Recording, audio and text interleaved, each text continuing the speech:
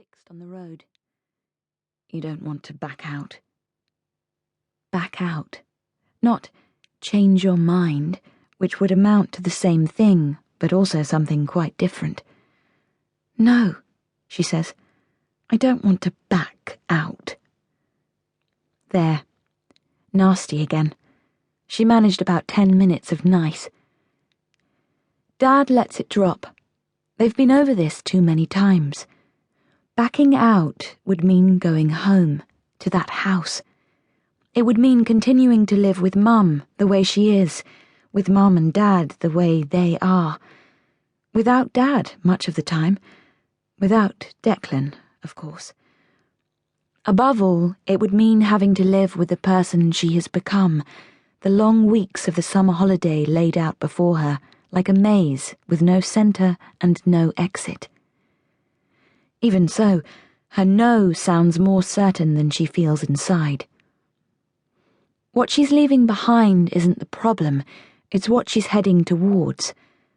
After weeks of anticipation, looking forward to this, willing it to come sooner, the day has finally arrived, and her determination will dissolve if she lets it. What if it doesn't make her well again? It has to. Nothing else has worked, and this is her last shot. I don't want to be like I am anymore, she says.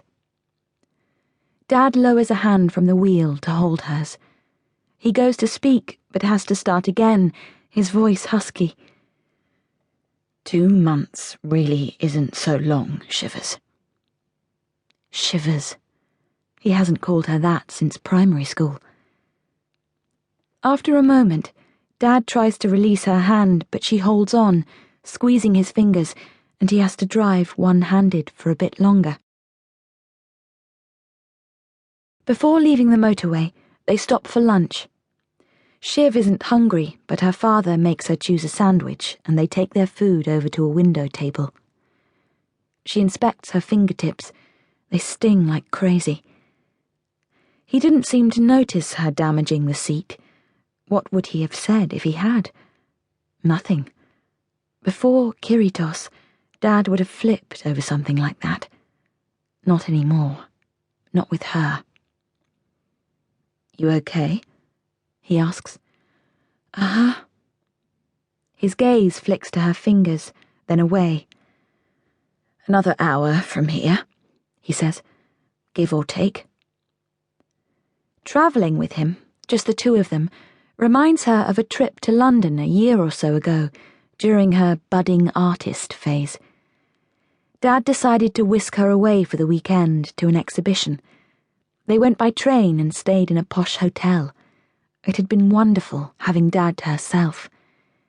In the gift shop at Tate Modern, he bought her a pad of cartridge paper and a charcoal set in a sleek black folder which she carried around for weeks afterwards until it was filled with sketches. Dad took 2 for the wall of his office. As far as she knows, they're still there. She looks at him, opposite her, stirring sugar into his tea. His shirt is creased from the drive, and he looks tired. Dad's been in Kiritos again, the past few days, not that you'd guess it from his pale complexion. Yet another link in the long chain of due legal process. He only flew home late last night, and she suspects he would still be out there now if it wasn't for her, and if Mum wasn't such a mess. As though sensing her watching him, Dad looks up and smiles. She smiles back. Her smile feels ill-fitting, like a false moustache, or like she has forgotten how and is having to learn all over again. Dad's smile looks much the same. It's too warm in the cafe. Shiv removes her hoodie and drapes it over the back of her chair. She catches Dad registering the t-shirt. What? Her tone is hard. Nothing. I wear his stuff a lot. If you didn't spend so much time at work or in Greece, you'd know that. In the hush that follows, a waitress appears at a nearby table, clearing the clutter. Her gaze lingers, and Shiv wonders if the waitress recognizes